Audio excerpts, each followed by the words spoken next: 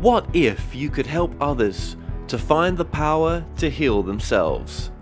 Physically, emotionally, and spiritually.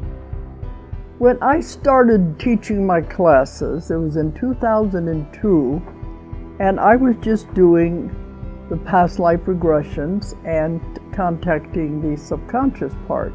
But then as the time went on and we found how powerful this was and what we could do with it, a lot of the students began saying, you know, advanced past life regression doesn't really tell what it's all about. This is so much more than that. We think you should change the name. So it was a few years ago we decided to change the name to Quantum Healing Hypnosis Technique. And this is the healing technique that we've now been teaching it, well, since 2002, that's 12 years. What if you could time travel with them? Visit mythical places or angelic realms, other worlds, other galaxies. Help others to speak to their higher selves. You can. Dolores has taught thousands of people from across the world how to use QHHT, and now you can learn her method by going directly to dolorescannon.com. And don't forget to mention the discount code MORETALKS.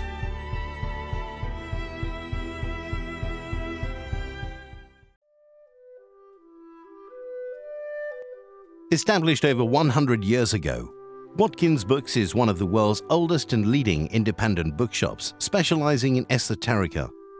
We have the widest selection of esoteric books in the UK, and our friendly and knowledgeable staff are here to assist you in a unique ambience of our shop. So come and visit us in the heart of London as we're open every day.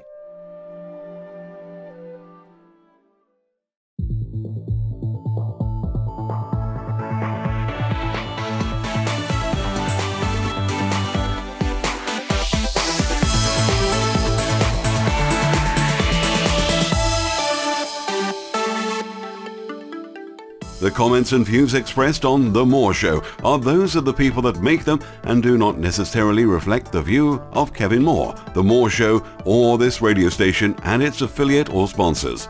This show is for entertainment purposes only.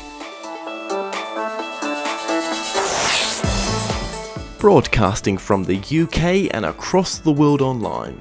You're now watching the UK's only alternative late night talk show, and I'm your host, Kevin Moore. For the next hour, I'll be covering subjects that will open up your mind and provide you with information you may have never heard before. On today's show, I'm joined with Lyn Buchanan, who was one of the US military's controlled remote viewers, serving from 1984 through to 1992. Now, for the past 30 years, the United States government has secretively trained select military personnel in the art of remote viewing, which is the psychic ability to perceive the thoughts and experiences of others through the power of the human mind. Lyn Buchanan is the Executive Director of Problem Solutions Innovations, which started as a small data analysis company in the Washington, D.C. area in 1992, after Lyn's retirement from the military. Now, PSI uses trained and experienced controlled remote viewers to do pro bono remote viewing work for police and other public service organizations. The original intent of the program was to help people find missing children. However, as cases met with success, the various departments and agencies began to enlist the remote viewers in other projects. Lyn Buchanan, welcome to the show. Thank you for inviting me. I'm so glad you came on. Now, you know, today's been one of those hectic days where I've had 2 interviews. You're the second one in the same day, you know, and we're doing about 4 a week as well sometimes. So it's a lot to, you know, get prepared for, and you want to really give it the best interview. But then when I started researching you, I was like, oh my God, this is so fascinating. This is absolutely incredible stuff. I can't believe we've got you on. Now, remote viewing, now the first time I came across it was through Coast to Coast, but then obviously most people have come across it in the movie with George Clooney, which is The Men Who Stare at Goats, and I was just asking you off air there, is that based on yourself?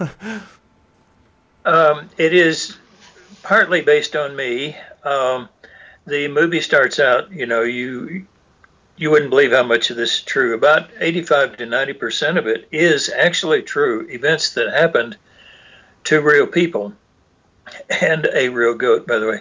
But over 20 years of time, many people. And so in order to make this story hang together, they had to compile events and people into single characters.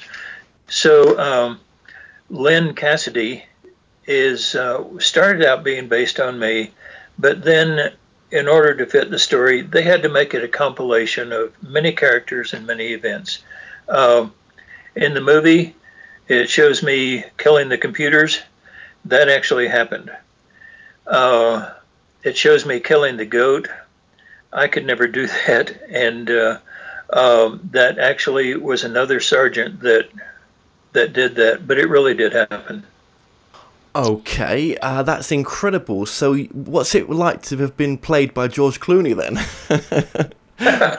Well, I had hoped for Sean Connery if it ever became Right. But yeah, it was, I think, an honor. There's a saying, you know, if you're in the intelligence community, you hope nobody ever finds out what you do.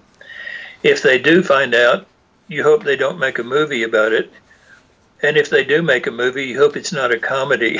And The Men Who Stare at Goats was, I think, funny. I laughed all the way through it. I thought it was a hilarious movie. It was, and what I liked about it is it introduced this type of subject to a much wider audience that would never have normally, you know, touched upon or even have heard of it. And it's a movie that's always going to be there. So for that aspect as well, and it was really funny and it was well done, you know, with Ewan McGregor as well.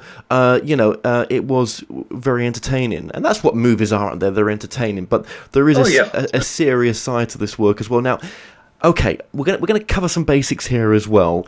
Before we ask you how you got into it, because I know we've got to be a bit punchy with this interview because there's so much to get through. But what is remote viewing? And then there seems to be remote viewing and CRV as well, which for the life of me, I've forgotten what the C stands for. But you can explain it. Okay, the C in CRV stands for controlled, which means that the viewer controls the viewing. One of the problems with natural psychics is they lack control.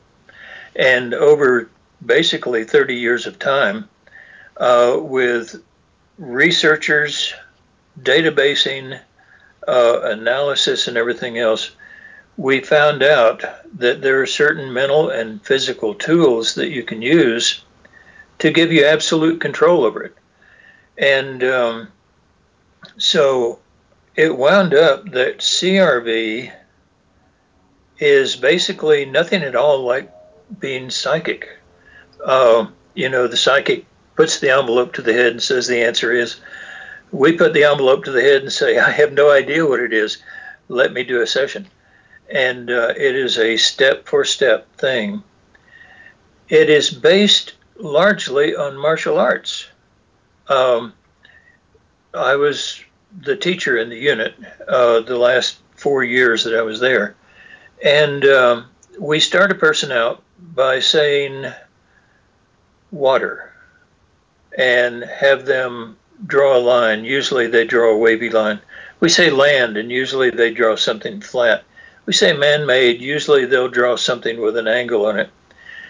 And just like in the movie, wax on, wipe off for the martial arts, we do this thousands of times until it happens without them consciously thinking. Their subconscious is drawing the lines. Once they're good at that, we say, okay, we have target number 7. And their hand goes like this, maybe wavy, and then draw an angle, okay? We take the picture out of the envelope, and sure enough, there's a ship sitting on the water. They've drawn a man-made and water. And the subconscious is not supposed to give you information to your conscious mind the way psychics do. It gives the information to your body. And then you train the person or the analyst to look at these squiggly lines and say, oh, that's what's at the site. And this way, with a high degree of accuracy, we can describe sites with great detail. So let's get this right. With remote viewing, it's never you're verbally describing what you're seeing. It's all with pictures that you're drawing out. No. With remote viewing is the new word for psychic. Okay. You have crystal ball remote viewers, palm remote viewers, and all that. Controlled remote viewing is what was developed in the laboratory for the U.S. military to do espionage work. And it is physical in nature. Now, as you're doing these drawings and sketches and all that, you're also saying what you see, what you smell, taste, touch, all physical responses to the site. So in the later stages of training, we train you to actually smell the site, to feel it, get the texture of it, and so on. But it's all physical. Would a remote viewer ever verbally describe the scenario, the scene they're seeing as well? Oh yes, and draw it as well. And draw it, right? Okay. Sometimes with extremely great accuracy. Yeah. Incredible. Now that's a controlled remote viewer. So let's get this right. Yes. So controlled remote viewer versus remote viewer. So, I kind of got it. I think I got it. If I watched this back, I would have got it. But this is just in the moment with you right now. So remote viewing is more of a psychic ability. It is. When the information came out that scientific research had been done and this controlled remote viewing had been shown to be accurate and dependable and usable in operations, all of a sudden dowsers became pendulum remote viewers, and crystal ball and palm readers became palm remote viewers, and so on. And so the term remote viewing is the new age term for psychic. Right, but then is a controlled remote viewer, are they still exhibiting or possessing psychic abilities? The information comes from the subconscious, which is by nature psychic. Of course. But we don't depend on the subconscious or the psychic ability. We don't put the envelope to the forehead, or we don't go into trances or anything like that. We sit down. They give us generally an encrypted number. Mm-hmm. Like, this is target 970307. Question 3, what's the answer? Don't tell you anything. Psychics will quite often pump you for information.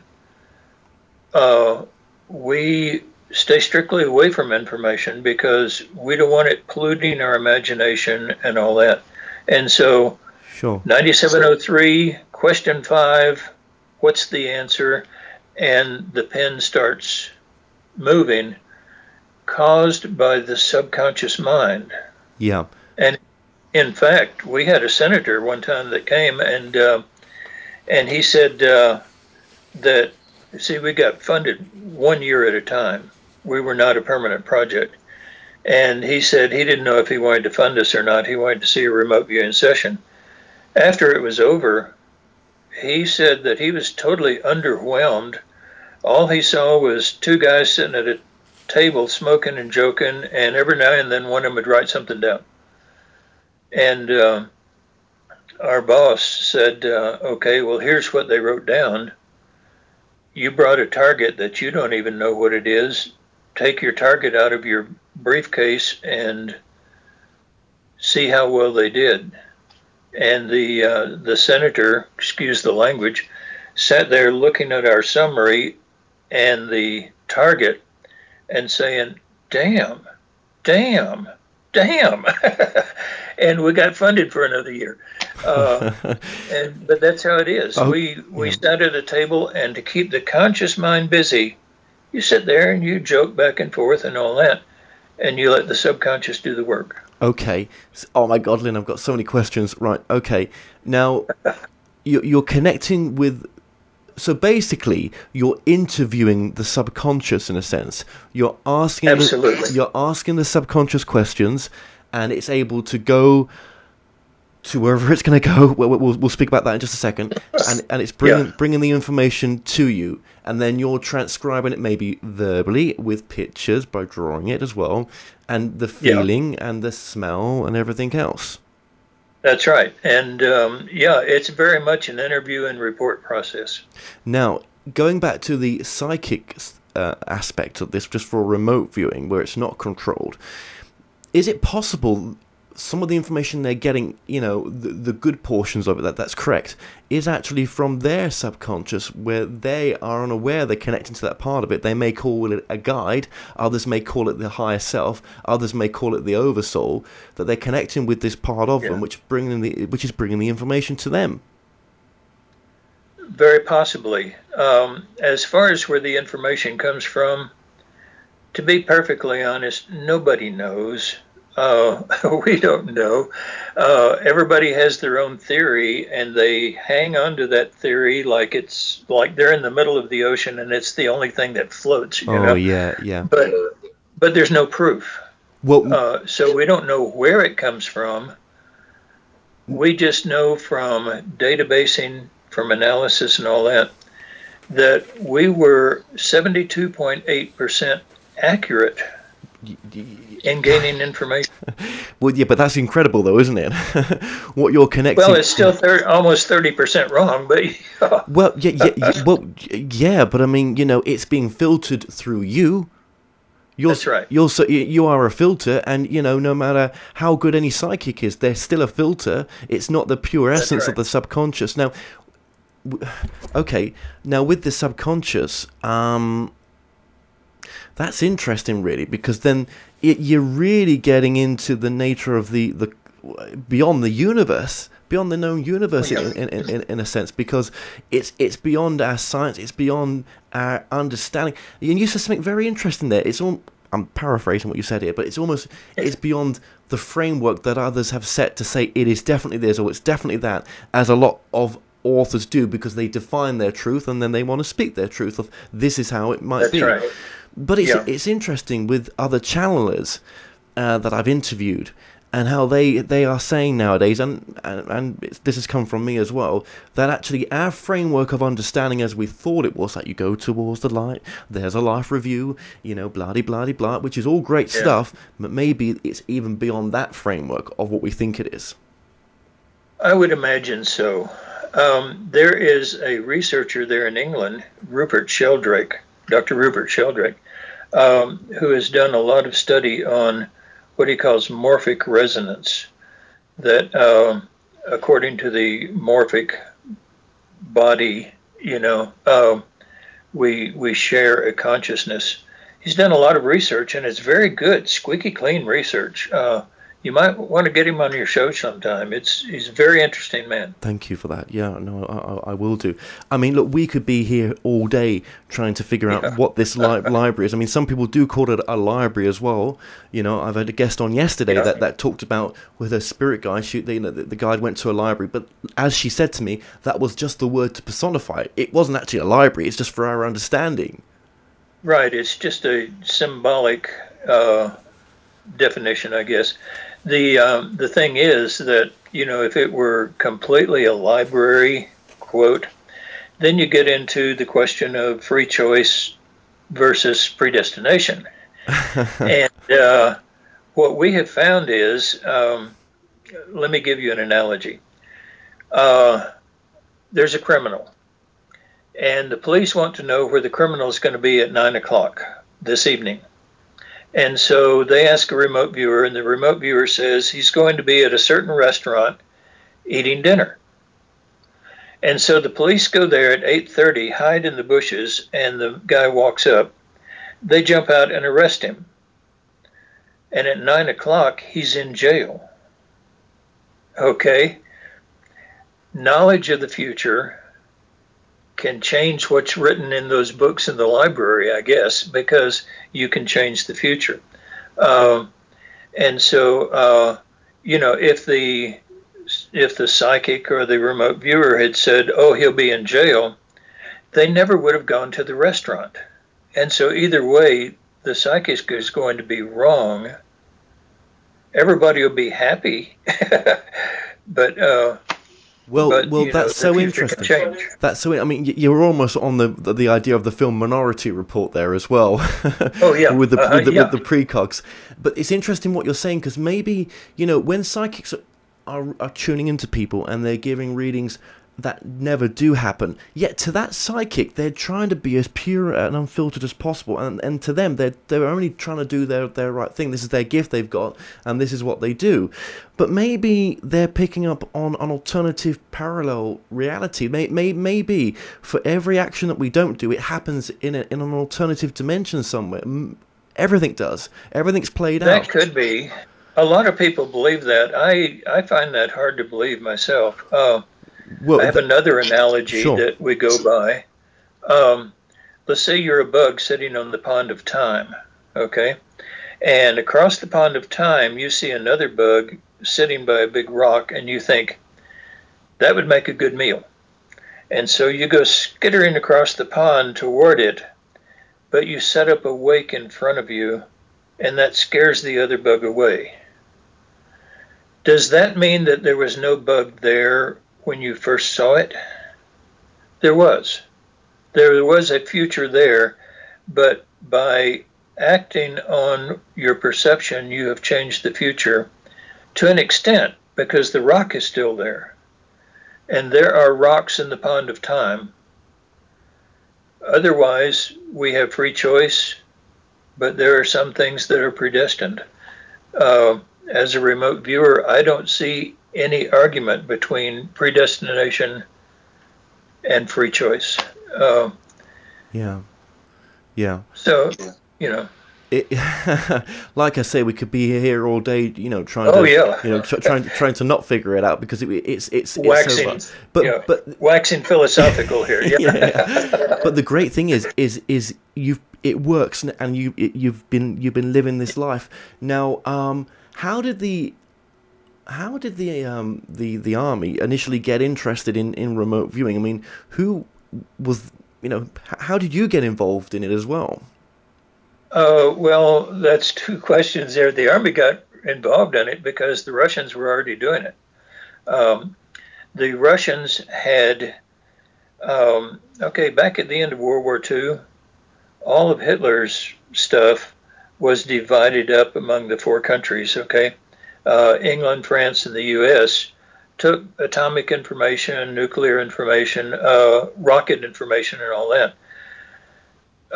Hitler had a project called Dr. Grunbaum, and that project dealt with psychics and psychic effects and so on.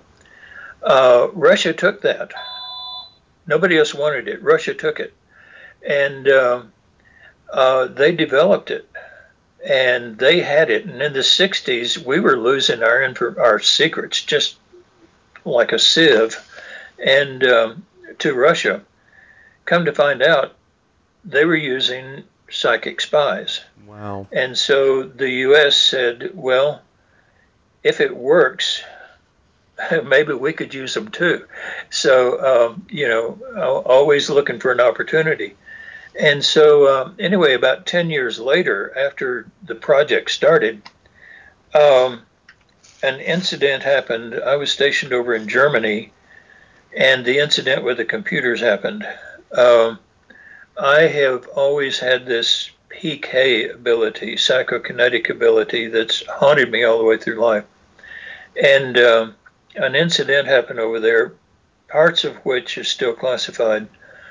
But I destroyed countless millions of dollars worth of computers one day when I got flaming angry.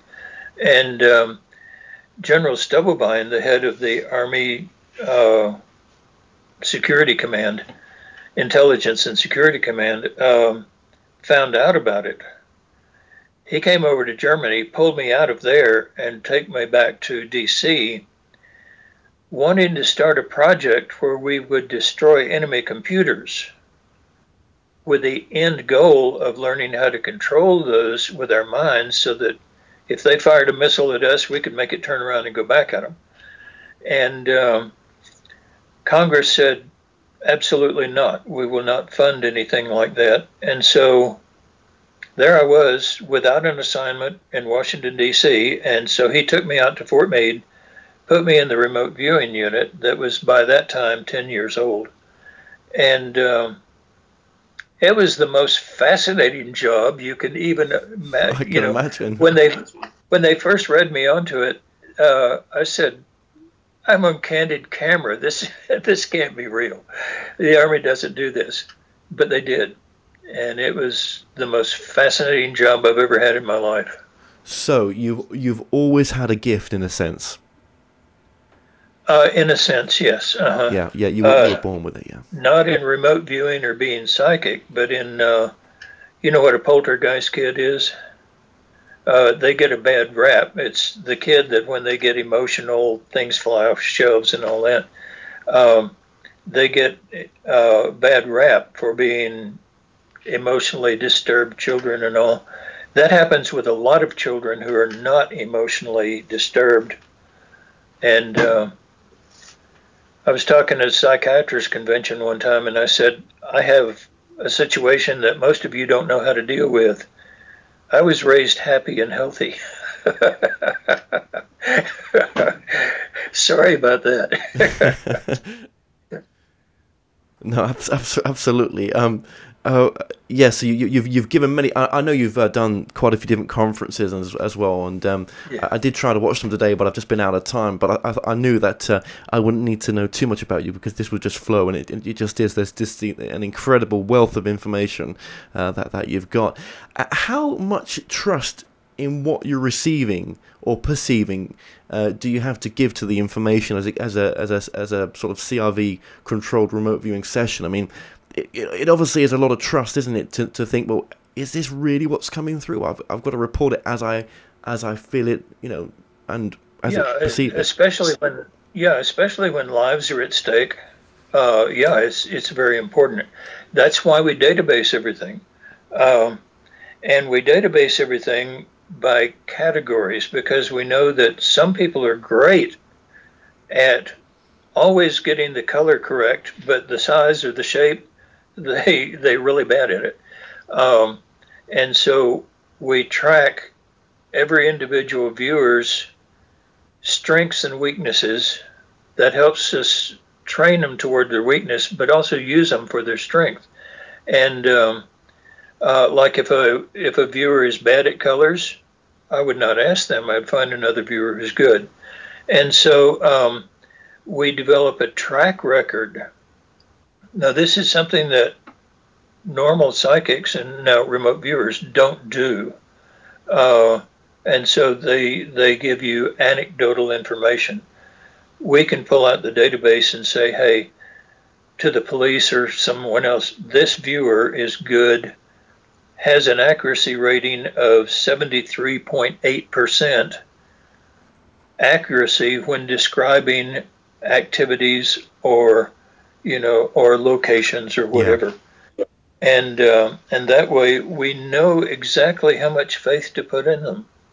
Yeah. And in the military and in police work and in business and so on, we tell our customers, hey, don't sell the farm on our information, or don't send out the troops on our information. Put it into a pot with other information. See what's right, see what's wrong, see what turns out to be fact. And then we always say that we're an adjunct tool. We're never the final answer. Okay. Because, like I say, 30% inaccurate. Yeah, and as I said before as well, it is filtered, so there's bound to be. Oh yeah. There's we to be that pure is, you know, you're living as a human being. It's not going to be like that, is it? You know, there's a lot of aspects that have taken to place when information from the subconscious is coming through, but it's pretty good though. It's pretty high. It is, in some respects. Now, the program was disbanded. It was finished.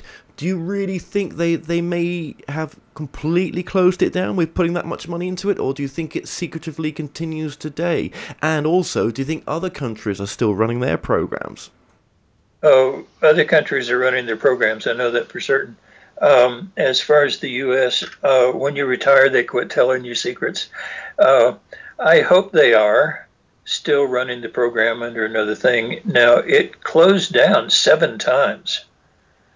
And it closed down 3 times while I was there. And they would come in, they'd say, okay, everybody knows about our project. We're disbanding the project. Tomorrow, we'll have a new project for you to work. And next day we'd come in with another, and they'd hand us new secret stamps for a different project, and we'd continue right on. So I sincerely hope they have it. We saved a lot of lives. We saved the government a lot of money.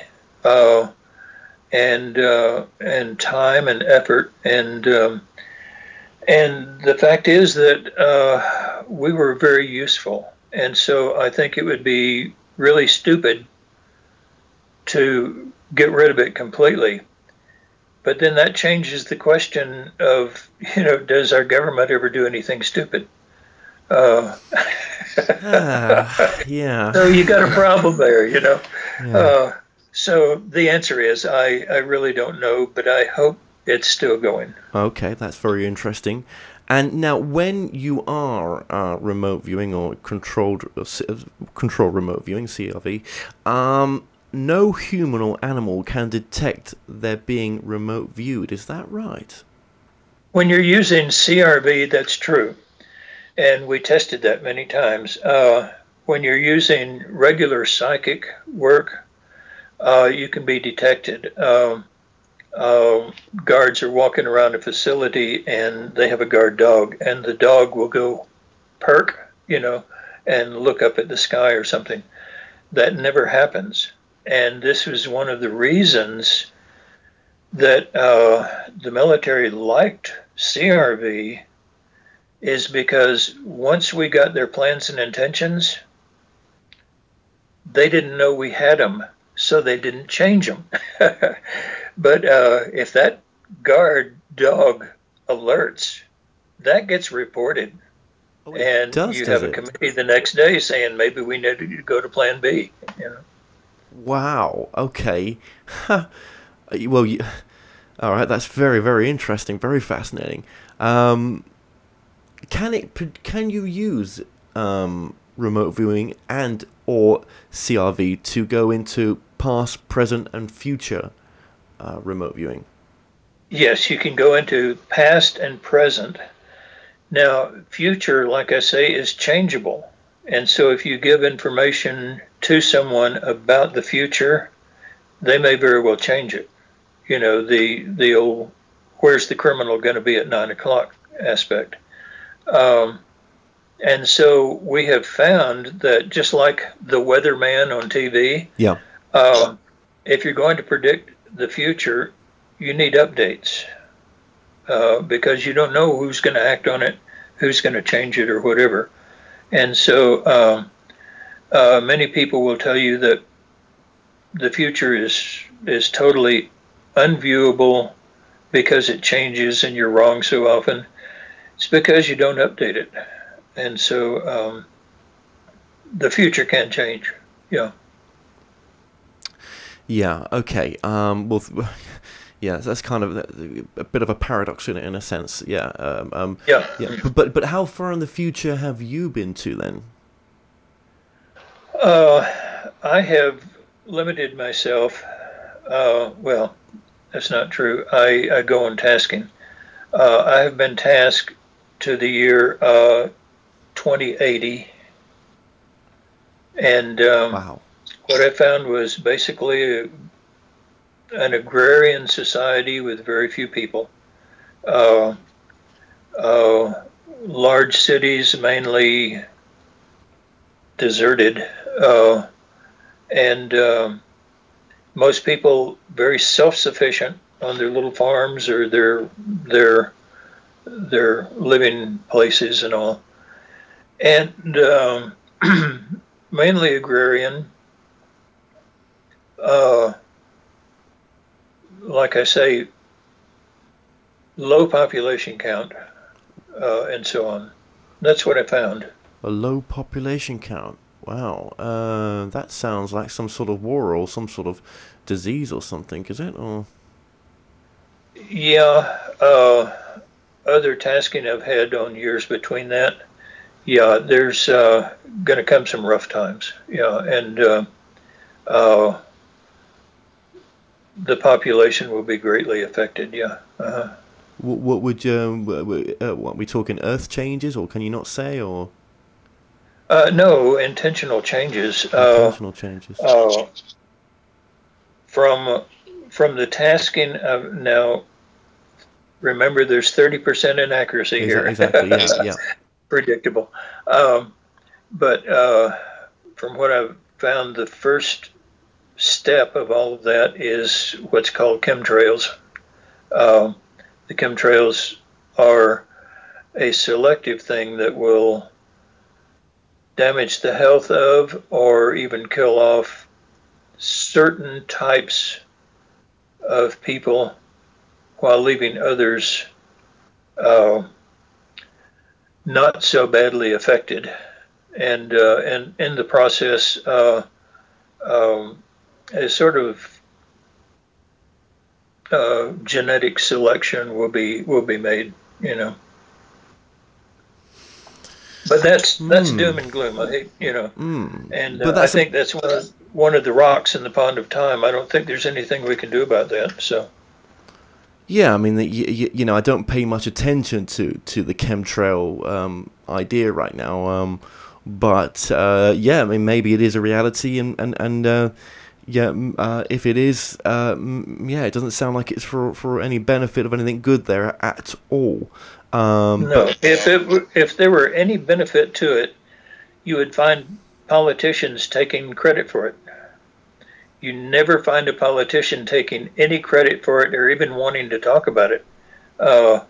Can't be good. Right, okay. Well, that's very interesting. Thank you for sharing that. And again, you know, who knows? The future is not completely set at all. That's right, yeah.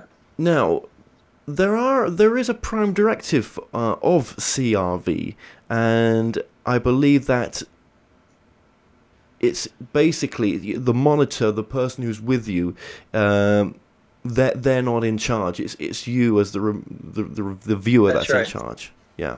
The viewer is the only one who has actual contact with the site if you're doing it right. If the monitor starts viewing, you kick them out of the room because they pollute everything. But the monitor is there to keep the viewer in structure, because this is a martial art, and you know, to tell you when you're doing things correctly, when you're writing a perception on the correct side of the page, things like that, they are not there to lead you into different perceptions or different parts of the target. The viewer is in charge of the session, and that is the prime directive. Okay. So what are some of the benefits right now with remote viewing, apart from obviously the military aspects that we've discussed as well? The military aspects just slid very smoothly over into police work, and we've done a lot of police work, missing children, missing evidence, missing people, drug interdiction, and such as that. The civilian uses that are developing and have developed for it are business planning, medical work. I personally have done a lot of space exploration viewing for space exploration companies.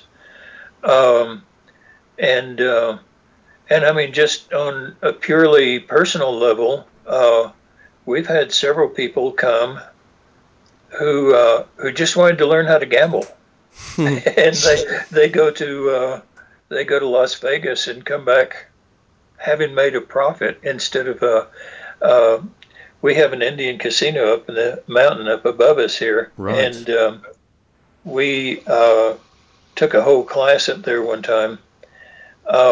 One student broke even. Everyone else came back with more money than they took. No one lost. And that was a group of 8 people. And especially at the Indian casinos, you don't win. No, that's right. That's not the norm at all. I read somewhere as well that, remote viewing, it doesn't verify, it just gives you the information. That's right. So people, excuse me, people ask how many police cases we've solved.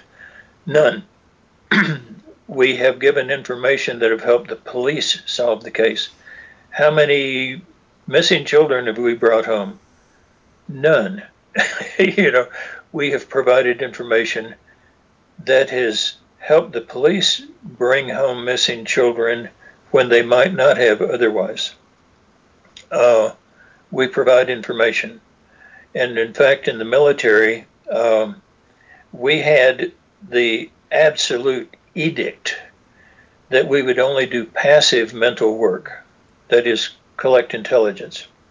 As far as doing PK or influencing foreign leaders or something like that, we were told, absolutely, you get caught doing that, you're going to jail, and it was absolutely forbidden. We were intelligence gathering only. Could you use it to influence people? The Ingo Swann method of controlled remote viewing has a sort of a window that will lead into remote influencing that is very effective. And in medical work, we cause people at a subconscious level to heal themselves. We don't heal anybody, but we can cause a person to heal themselves and change people's outlook on life, change people's ability, stop pain, and things like that. Yeah. It's very possible, and it's very effective. And in fact, that poor goat, that was one of the ultimate things of remote influencing. And surprisingly, it's frightfully easy to do. I don't kill things, but I know how, and it's scarily easy to do. It's something I never teach anyone and never would. Interesting. No, that's not in your nature or your desire to knowingly hurt anyone with this power, in a sense, isn't it? Do you think that this was available to, or was practiced in centuries ago by ancient civilizations, maybe, on this planet? I would guess so, not in the scientific form that CRV has today, but yeah, I think this is, I think that other people have learned how to take care of these natural abilities, yeah. Now, you mentioned that one of the agencies that use your services is as well space exploration. What would space exploration need to remote view in space for? What are they looking for?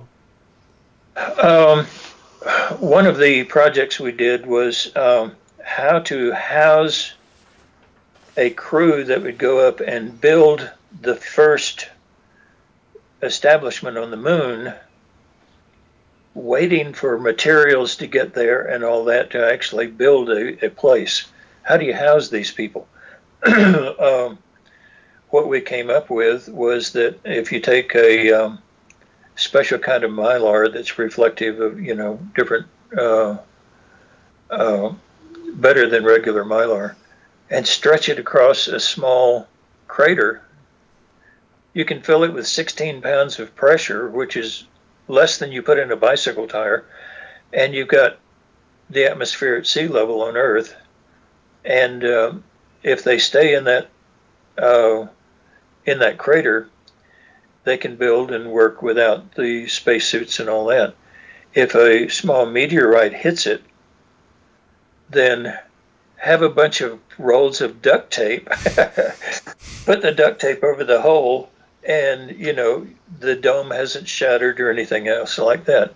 And the exploration company that's doing moon exploration and development, they were ecstatic about just that whole idea. Wow. And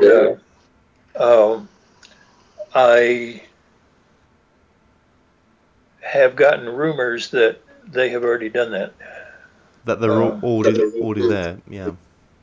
Yeah. But on other space exploration things we've done, do you know what an area book is? No. Okay. Both the U.S. and Great Britain have area books.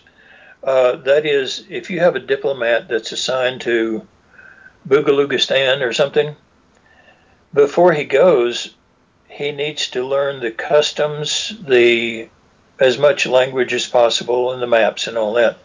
And so they have these area books that will teach a diplomat before he goes to Boogaloogistan about the customs, so that he doesn't accidentally start a war or something.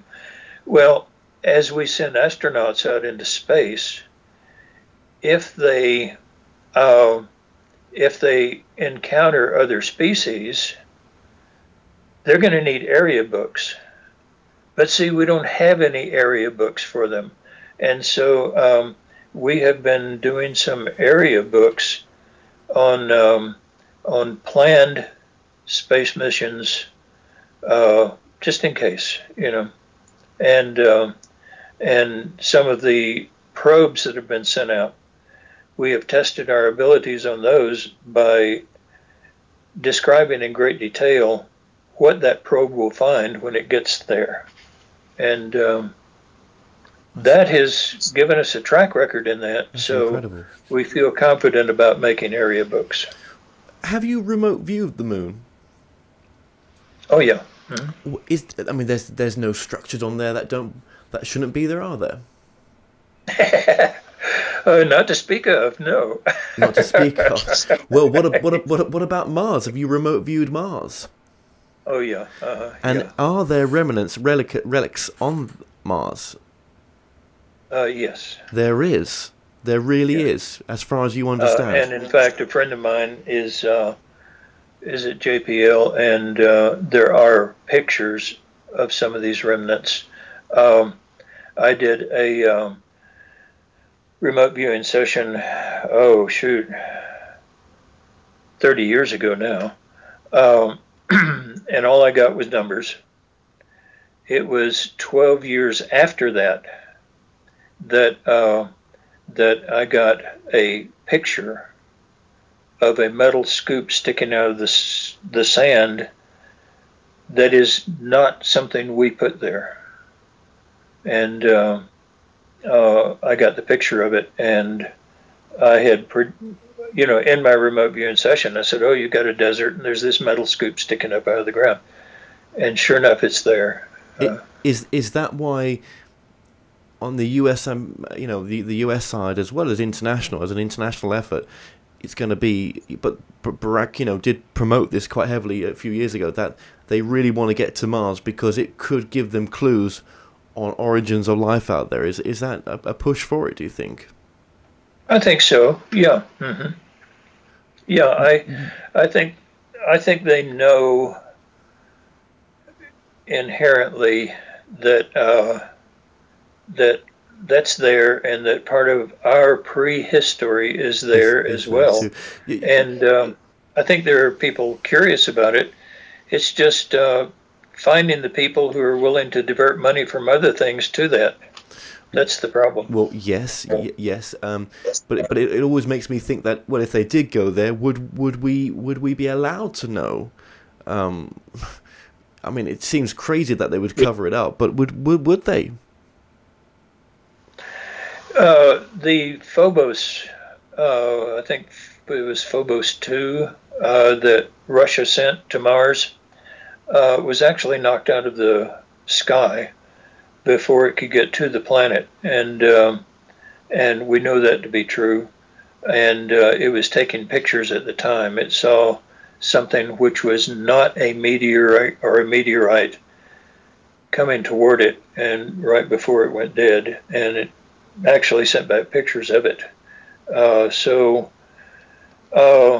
we may not be allowed to go there, but it may not be humans that are wanting us to stay away. Right. Who Very knows? interesting. Have you ever remote viewed Roswell? Yeah. In fact, the Braswell Ranch and all that is part deception. We were out there at the crash site, and by the way, if you go to Roswell, there are about 5 different places that if you pay them $25, they will take you to the authentic crash site, and every one of them has a different real authentic crash site that's on their land, by the way, that they will take you to. Don't go on those trips. They're all fake. But was there a Roswell incident? In your remote viewing? Yes, there was a Roswell incident. Yeah. Yeah. Glenn Dennis and Walter Houck were good friends of mine, and Glenn Dennis was the undertaker, and Walter Houck was actively a part of it. Yeah, and Walter has died now, but Glenn is still over there, and you know, you get them off away from the public, and they'll tell you facts that they don't really tell the public. Yeah. Mm-hmm. And you know the chap still?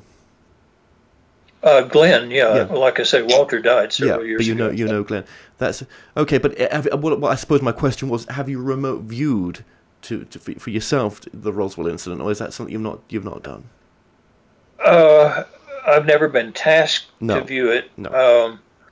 And I viewed it because we were looking at some property over there. Right. And found that that something did happen. Yeah. It was not a weather balloon, and it was not Project Mogul, which had mannequins, mannequins the size of normal humans. It wasn't any of that, no. Okay, very interesting. And also, leading on from that, the remote viewing other civilizations out there in the galaxy, or in the cosmos. I understand that when you try to remote view ET, well, there's probably an ET presence on this planet. Probably that when you try to remote view, they know that you're remote viewing. Where is the ET presence on this planet? If you could pinpoint anything. We've pinpointed 5 locations. One is now sort of abandoned. That's the one up in Alaska. There's one in the Pyrenees. There's one in Australia, northern Australia. One in Zimbabwe, and where's the other one? I don't know. That we have done extensive remote viewing on with incredible with teams of remote viewers. Now, all of the remote viewers have said there are other sites that are just minor. Now, the one in Australia seems to be the entry point, where they seem to be organized, where they come in there and then go out across the Earth. So that's sort of the the entry point to to Earth for many of them. How many different species are we talking about, do you think? I don't know. I've heard different estimates now as far as personal in viewing and in real life. I've seen 3. But I keep hearing estimates of anywhere from 5 to hundreds and all that. Interestingly, since we're off on this subject, okay? Yep. This is not remote viewing. This was a project that I was asked to do comparing ET psychic ability with human psychic ability. You have to remember that that was the purpose. I was given access to many of the things that did not ever make it into Blue Book or Project Grudge or anything. And these incidents and recorded incidents and all that. And what I figured out was that you could divide the ETs into 4 groups, not by species, but by psychic ability. Okay? You have ETs that are psychic and ETs that are not psychic, you know, are more than us or less than us. Okay? In each of those groups, you have friendly and unfriendly. Now, what I found out was, through going through all of these documents and recorded things, was that the unfriendly non-psychics don't tend to come here. They don't like us. They don't want to have anything to do with us. And in fact, they're sort of scared of us. And so they don't generally come here except by accident. The friendly non-psychics are coming here for trade. The friendly psychic ones want us to develop our psychic ability, and the unfriendly psychic ones just want us dead. They want us wiped off the planet to the last person. And in writing this paper, and you know, it wound up being a long study. I couldn't figure out what was the motivation for the friendly ones wanting us to develop our ability and the unfriendly ones wanting us. And there was one incident that kept haunting me, and that one incident gave me the answer. There were some men camping. A UFO came up over them, froze them, and did their abduction or whatever they did. What finally dawned on me was that the ETs that have that ability have it much stronger than we have, but they don't have any range. We can see across the universe as well as we can see across the room, and so the friendly ones know that we're going to be a very powerful force in the universe once we get out into space, and they want to be our friends there. And that's exactly the same reason why the unfriendly ones want us dead. They don't want us out in space. They don't want us becoming a force in the universe. And so that was the paper I turned in and my conclusion. And that paper went into, as far as I know, that warehouse that's at the end of the Indiana Jones movie. Well, yeah. Well, oh God, there's so much I want to ask you. I know we're completely running out of time here. Have you ever remote viewed Area 51? No. No. I stay out of places. I suppose yes. Right. Yeah. It's like people say, well, why don't you view the government to see if they're still using remote viewers? Aside from the remote viewing, in the very beginning, when they were getting desktop computers instead of mainframes, I had computer training, was a computer programmer, and I had security clearances up to here. And so they wanted me to go to places that were black ops projects and do specialty programming for them. And so they would have to read me on, that is, tell me what they do. And it got to where I would go in and I would say, look, don't tell me anything that I don't want to know, okay? Because, I mean, some of the things they're doing would give you nightmares. Some of the things are so fascinating that you wouldn't want to leave, you know? It's Star Trek, isn't it? Yeah, and I finally just said, no, there's some things I'm not going to remote view. There are some things that I'm happy not knowing, yeah. And have you ever been curious about if there is such a thing as this one, what I'm going to say, but remote viewing to the beyond the universe? Oh, how do you mean? Well, beyond the known universe, beyond the known universe. If the universe actually stops somewhere and there's something beyond that, or whether this universe is the everything. It's I have never even wondered about that. I think that that we tend to put the limit of the universe at the edge of where we can see.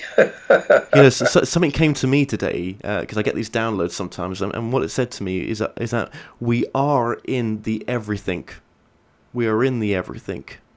Oh yeah. When I say there that we, to the known end of the universe, well, actually, maybe this is the everything that we're in, and it's where consciousness resides. It's where we go to when we personified the word heaven or other levels. It's beyond our understanding, the framework, but it is the everything that we're in. Yeah, I would tend to be extremely open to that idea. Yeah. So. Yeah, it's just I get these little things sometimes. Hey, maybe I'm remote viewing. I don't know. Hey, it could be. It could be. Oh gosh, there's so many great questions I want to ask you, but I know we've completely run out of time on this one. It's so interesting speaking to you. That's what I better say to you as well. Is really with the training you teach CRV as well. Is that right?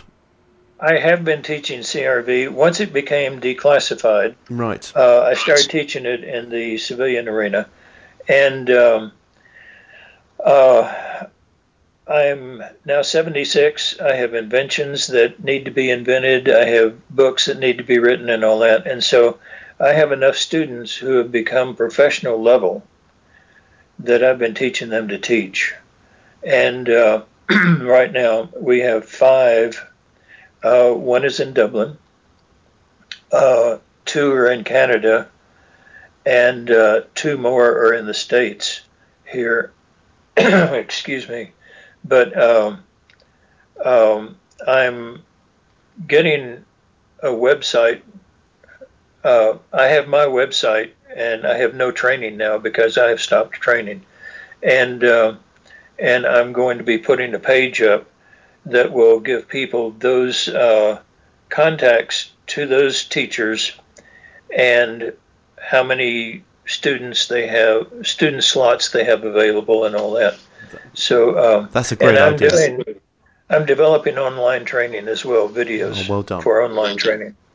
That's the way to go. That's the way they do it now, because then you don't need to keep repeating it. It's one off. You can. It's the way the way to do it. But then with the support, if you do get stuck with without being able to speak to the teachers that are as a backup or just to fill in the gaps where they're not understanding. Absolutely. Would you like to see a world in the future where there are more remote viewers or controlled remote viewers?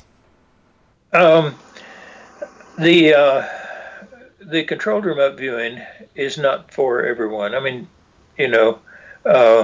does the housewife at a farm in Peoria need to know how to draw the floor plans of a place where a hostage is being held? No.